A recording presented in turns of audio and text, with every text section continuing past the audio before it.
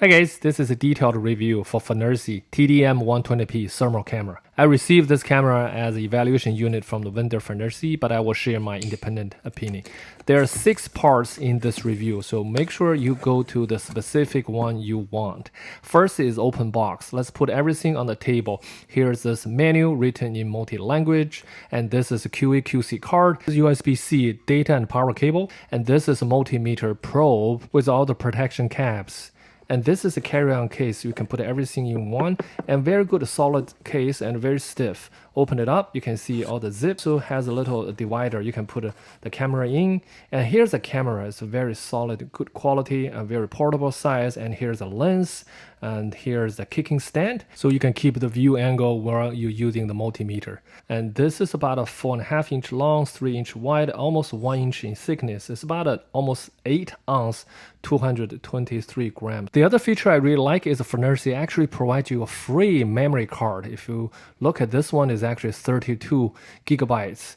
Memory card comes as free, very convenient to use when you're charging it. You can see the lights become red.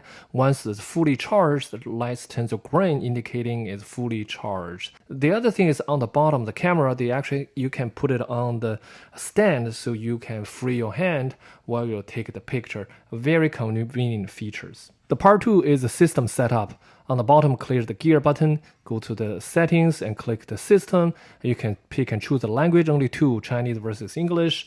I always keep the 20 minutes for auto turn it off. You can change the brightness and keep it at the default. USB mode, if you turn it on, you can connect to your computer. This is the most important thing. Make sure you correct the day and time. So if you need a timestamp, you can make it happen. And then you can click those gallery logo on the first one. You can actually view the camera image that you actually already taken just from the camera. You can click it to see the detail. You can also delete the camera and confirm. Very convenient. On the About button, you can see the current version is 1.2.4. Part 3 is a firmware update. Now I'm going to show you how to do it. Click the USB mode to on, and you can see the USB logo with computer. Go to the website of FNIRSI, go to the software and download. Scroll all the way down to the thermal image. Make sure you choose TDM-120P module and then download the latest firmware, which is 1.4.6. Use USB, connect to the camera. This is the USB-C, has to be data and power. And then just download the zip file, unzip it, and drag and drop to the camera drive. That's it. And then you have to turn it off, confirm, and then turn back on. And you can go to the About button now. The version is at 1.2.6. Part 4 is thermal imaging test. First, let's start with standard test with ice, water, and also the hot water. If I put it on, you can see I can track the measurement for the ice and water is about almost 0 degree, which is very nice. And then I want to calibrate the material. I want to treat the material as a rubber, so I change my reflection is correct. Now the measurement is better. The other thing which is very interesting, well, I remove it. I mean, visually you don't see it, but if you put it on the camera, you can see the hot spot. Here, as shows on the computer, you can see the computer, actually the hot spot is on the pivot point right there because all the cables go through connected to the screen. Very nice. Visually, you don't see anything different, but under the thermal image, you can quickly spot it on the hot spot. And here's my DIY circuit of the Raspberry Pi. Just put it on. You can see the hot spot. That hot spot position is actually CPU spot. And then the other second hot spot is actually LED. Very nice when you troubleshooting any circuit. And this is outdoor imaging. I can just compare what you actually see versus shows on the camera. You can see where the hot spot is. What about the thermal image quality? Let's do a quick test. Let's go to the USB, change the USB mode on, and then connect it with my computer through the USB-C data and power cable. Now you can actually see the memory from the thermal image.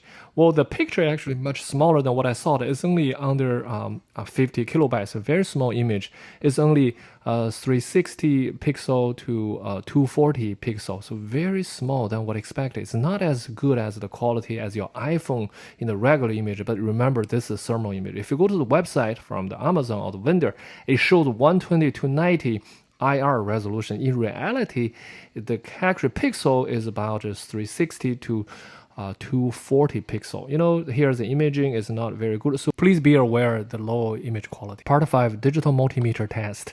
This is a 2-in-1 unit, not only the thermal image, but also you get an embedded multimeter as a free. So first, let's put all the probe, black go to black and red probe go to the red color, and also take off the protection cap. Now we're ready.